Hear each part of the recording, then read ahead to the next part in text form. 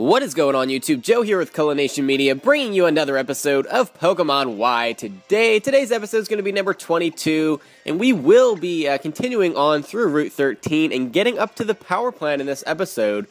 But before we get started with any of that, now that we have the HM4 Fly and we have the gym badge from Coumarine City because we defeated Ramos in the last episode and all of his grass-type Pokemon, we can now fly back to previous cities that we've been to. The first one we're going to be going to is Santaloon City, and basically what I'm doing here is just collecting random items that weren't really worth running all the way back to get before, but now that we have Fly, it's very easy to access these things.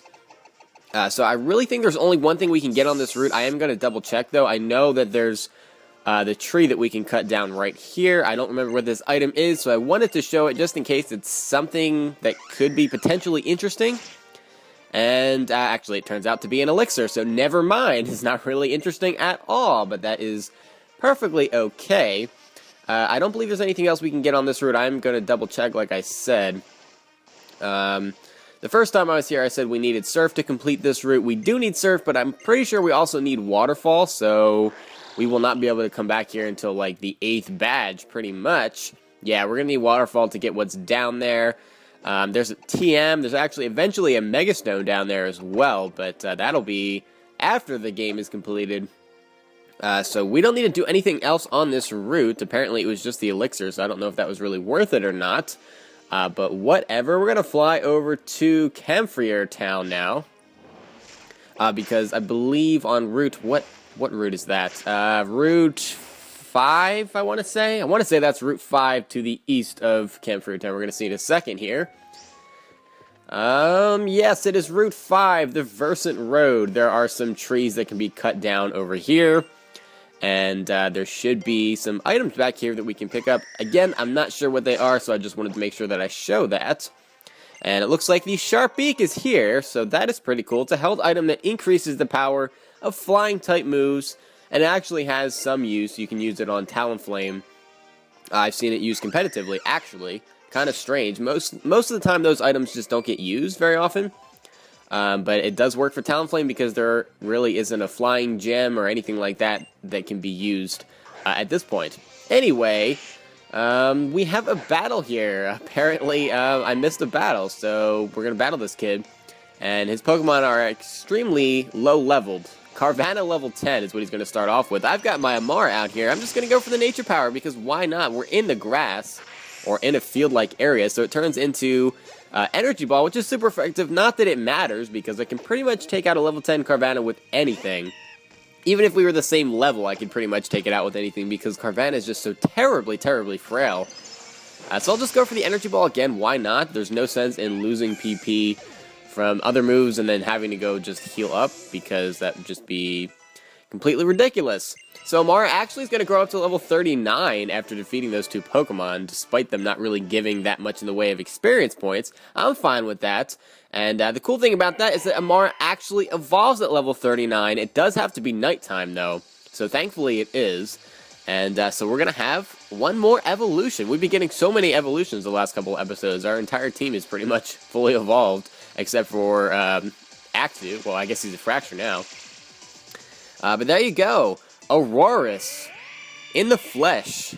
Beautiful, beautiful Pokemon. I love the design. It's so unfortunate that the typing is terrible because, well, and the stats are terrible too. Pretty much everything about Aurorus is terrible except for the design. But anyway, I never got a chance to really show Fracture on screen here after he evolved. And look at that massive 120 attack stat. That is absolutely insane. And there's Aurorus, 111 as far as special attack goes, with that positive speed nature. Gotta love that. Speed of 60. And the main thing that steps out to me here, or stands out to me, is that massive 173 HP. Absolutely incredible. That is definitely Aurorus' highest stat.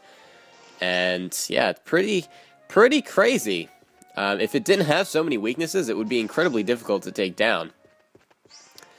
So we're going to be heading westward onto Route 7 now. And I know it just skips over a route, but Route 6 is that weird one that flows, well, not flows, but goes up towards the palace. and we're not going there. The castle, wherever it is, Parfum Palace. It is a palace. So let's use a repel, if I have one. Super repel. I thought it was running low for a second, but I remember that I just stocked up recently, so I'm all good. I guess I could have healed up the 2 PP that I lost from nature power at that lady, but I don't really think that it was worth it. Anyway, we're here on Route 8, and it does kind of seem like I'm just running around aimlessly, but there is something that we can do here. There's a little boulder that we can push in, and that's going to lead us to an item that we could not get before. And after this, I'm pretty sure that that's everything that I wanted to round up.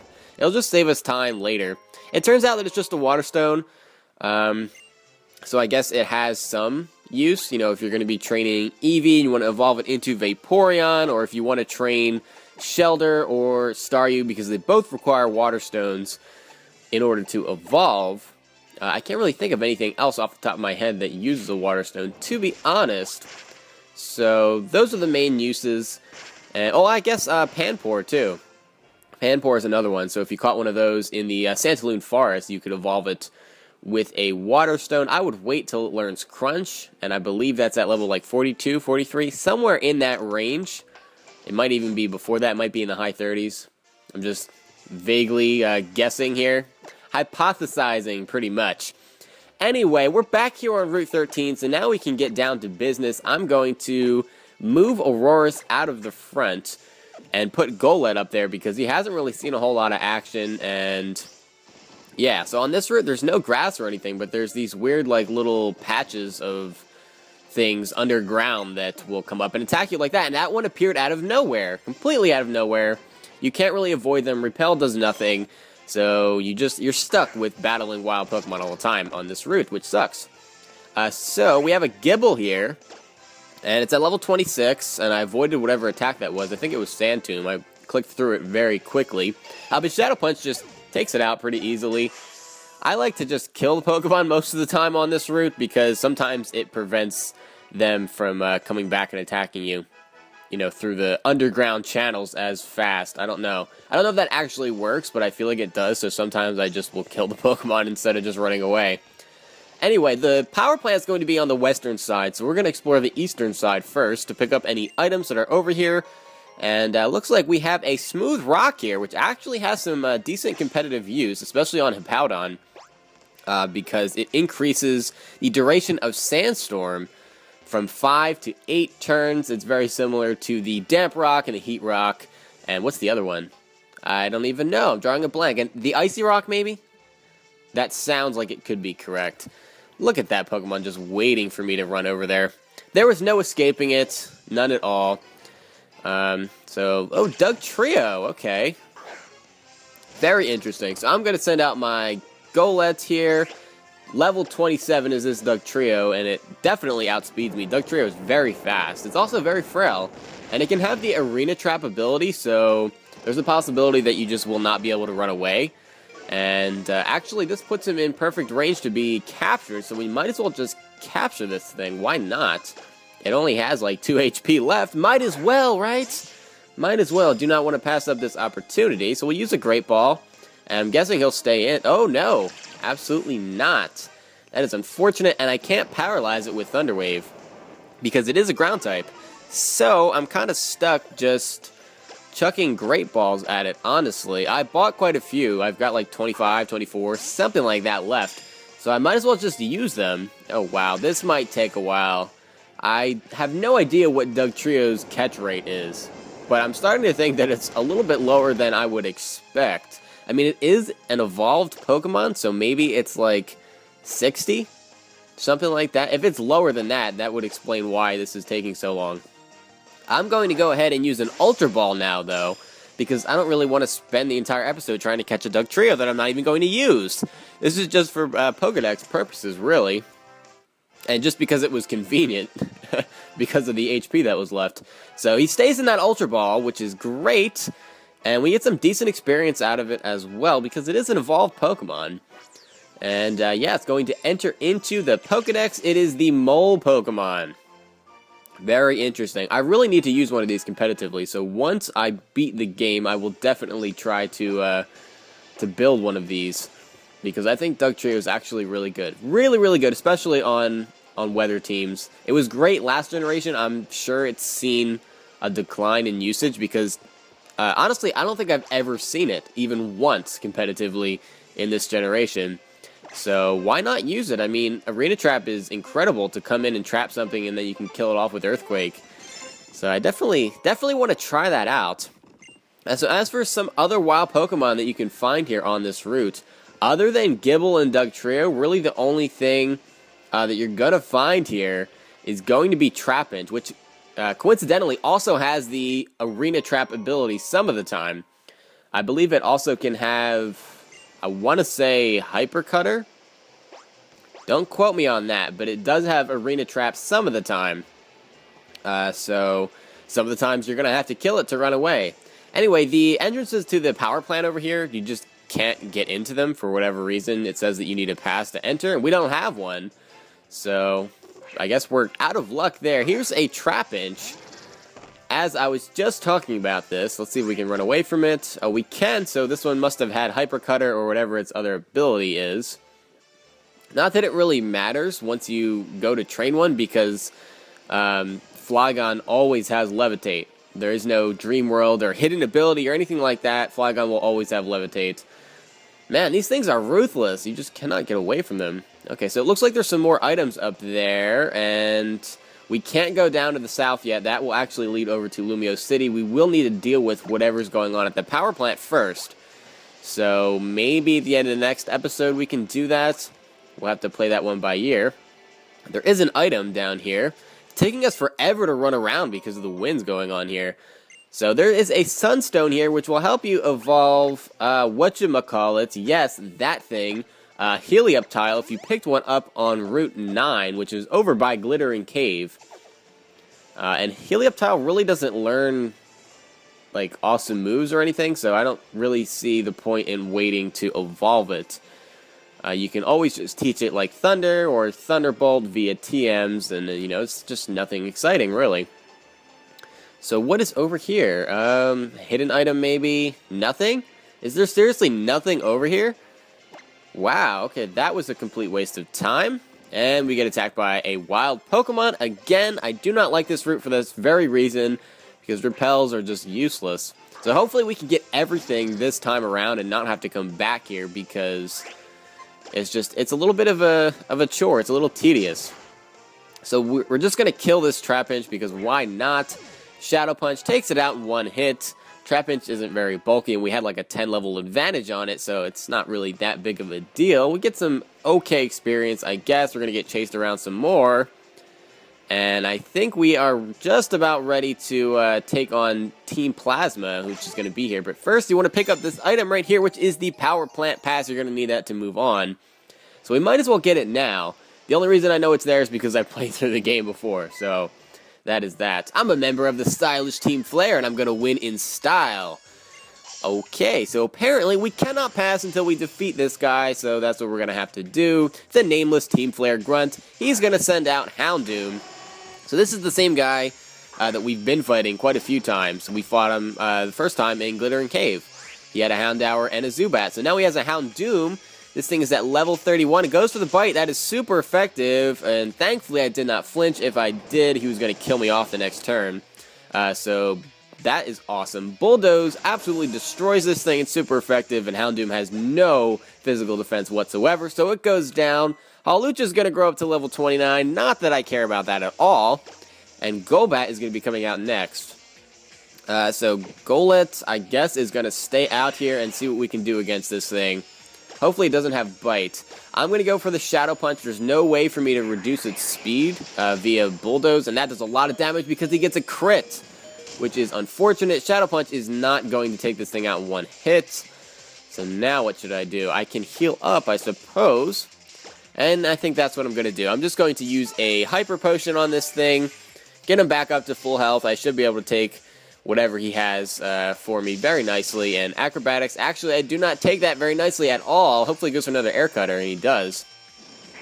Hopefully no crit this time. Nope, no crit. And we do only survive with like 30 HP, but that is plenty to take this thing out with a Shadow Punch. So down goes the Golbat. Shinobi's going to grow up to level 39. And yeah, down goes the Team Flare Grunt. You may have beat me again and again, but like I always say, when I lose, I go out in style. I don't really know about that anymore. I really, really don't. Other than the outfits, I don't see the stylishness at all. Huh? Where's my power plant pass? How in the world would you have a power plant pass? Aha, I'll make a stylish deduction. You picked up the power plant pass I dropped when I was checking out that big boulder. Why were you just checking out the big boulder? I don't understand. You're just like the Team Rocket Grunt from Red and Blue that just could not handle himself when it comes to holding onto an elevator key. So we might as well heal up Golett here because he kind of took a beating in that last battle. I'm just going to use a super potion for now. Probably we'll have to heal him up again. But using the power plant pass, we can now enter through this doorway right here. So welcome to the Kalos power plant. And we're going to be forced into a battle here, I believe, somewhere. Maybe it's in the next room. I never understood the point of that room. It's just like an entryway. Knock, knock. Who's there? Oh, it's you. Knock, knock. Who? You who? Knock, knock, knock, knock, knock. Me who? What? Seriously, though, who are you? Only authorized personnel are allowed in here. Was that supposed to be some kind of, like, knock-knock joke? Because I really don't feel like he executed that very well at all. At all. Or maybe I'm just terrible at getting people's jokes. Whatever. So he's going to start off with Scraggy. He has 2 Pokemon. Scraggy's at level 32. Let's see. I'm going to go for a Bulldoze. Somehow Scraggy's faster than me. Goes for that payback. It is stab. It is super effective. Does a lot of damage. Let's see how much Bulldoze does. And it does over half. It reduces Scraggy's speed, so I should be able to kill him with another Bulldoze. But if he has another Scraggy, I'm not going to be able to take that on without getting killed. So we'll see what it is. Scraggy goes down, and we're almost up to level 38. Not quite, though. He's going to have Croagunk. And I'm actually going to stay in here. I can go for a Bulldoze and kill this thing in 1 hit. His anticipation is going to go off because obviously I have a super effective move. And oh, he has the Sucker Punch. He has the Sucker Punch. I did not expect Croagunk at this level to have Sucker Punch. I don't really know when he learns it, though. That is unfortunate that Golett goes down. So let's just send out Whiskers. And I know he doesn't have the dry skin, because obviously he has the anticipation, but we can just go for the Flamethrower. Why not? I don't think he can survive this. He can't. Croagunk really is not that bulky at all, and he's unevolved, and I am evolved. And Whiskers is just powerful. A lot of special attack. I'll ask you again, just who are you? Well, I don't know, but, well, actually, I do know. I don't know what I'm talking about. Just leave me alone. I want to explore the power plant, man. Thanks a lot for taking out my Golett, by the way. So he just said that he was busy helping Team Flare steal electricity from Lumio City, so that would be the reason for the blackout. Now it's all making sense. It's all making sense. That's why we couldn't explore the northern sections of Lumio City before, because of this blackout. So this guy's going to sell you fresh water, which normally goes for $200 per bottle. He sells them for $300 a pop. So we'll buy one. Why not? Sorry to charge you so much. Okay. Oh, that guy is stuck in there. Interesting. How do you get... I don't even know what that is. Is that supposed to be like a bathroom? No, it can't be a bathroom because there's no door. I'm very confused as to what that is. I really, really am. Okay, I talked to everybody in here, so there's nothing else that we can do at this point. We will be coming back after finishing what's left to come in here. So let's see. We have another battle coming up against the Team Flare Grunt, so I'm going to go for a revive here on Golett. And I will use a super potion on him as well to get him up to almost full health and ready to battle. Because, well, we kind of need Golett to get some experience. So, besides, I like using Golett. Golett's really good. He's going to be amazing once he evolves. I'm very excited for that. He evolves at level 43, so we're kind of sort of getting there. Kind of, sort of-ish. So anyway, this Team Flare Grunt is going to start off with Croagunk, and that is unfortunate because now I know that they have Sucker Punch, and I'm just going to go for the Bulldoze anyway and hope he doesn't have it. And it turns out he doesn't go for it if he does have it. So down goes the Croagunk. I was pretty confident that I was going to be able to survive it from this health anyway, so I wasn't too worried about it. Whiskers is going to grow up to level 39, which is great. Golbat is going to be coming out next. So, should I switch? Yeah, let's switch. Let's go ahead and bring out Aurorus and break him in because we haven't used him in his evolved form yet. Look at that. Beautiful. Absolutely glorious. I should try using one of these on Battle Spot or something. So let's go for the nature power because we are in a building, so even if it's like going to be like, oh, you're in the power plant, it's going to be an electric type move, it would still be super effective. It just does turn into Tri-Attack, which is still fine because of my refrigerate ability. That'll turn it into an ice type move. That kills off the Golbat, and Golett is going to grow up to level 38. Finally, I feel like it just took forever for him to grow a level. I don't know why that is, but whatever. That's it for that Team Flare Grunt, and we really didn't take that much damage in that battle either, which is awesome because we do have a lot of battles coming up. And another one's going to be right now. I was actually going to call it an episode right here, but I suppose we're going to have to fit in one more battle. So, one more Team Flare Grunt before the end of this episode. He's going to have a Mighty Anna. It's going to be his only Pokemon, which is interesting, so I'm guessing it'll be mid-30s. And it is level 34, so we're really not that far ahead of it in terms of levels. And it is a fully evolved Pokemon. It does have the type advantage, so I'm going to switch Golett out here. I don't feel comfortable just going for Bulldoze. If he has Bite or something like that, it's just going to absolutely destroy me. So I'm going to go into Shinobi to take the Dark-type move, and it actually turns out to be Assurance, not Bite. And that works out just as well because I take that very nicely. I can go for a Surf. And that'll do nice neutral damage, and in fact, that actually takes the Mighty Anna out because Shinobi is way, way OP. And we get pretty awesome amounts of experience from that, over 1,000. I mean, it was a Mighty Anna, it was at level 34, so I guess that makes sense. And yeah, that's pretty much it for that battle, and that's also going to be the end of this episode as well, as he's saying that he's not going to budge from this spot, so we have to go around the other way, westward, and kind of do a circle thing around the power plant eventually until we get to some admins. But that'll be for next time. That's what we're going to be doing in the next episode, hopefully kicking Team Flare completely out of this power plant altogether. But thank you very much for watching, guys. Do not forget to leave a like on this video if you enjoyed it because it does help out a lot. And I will see you for the next episode. But until then, game on.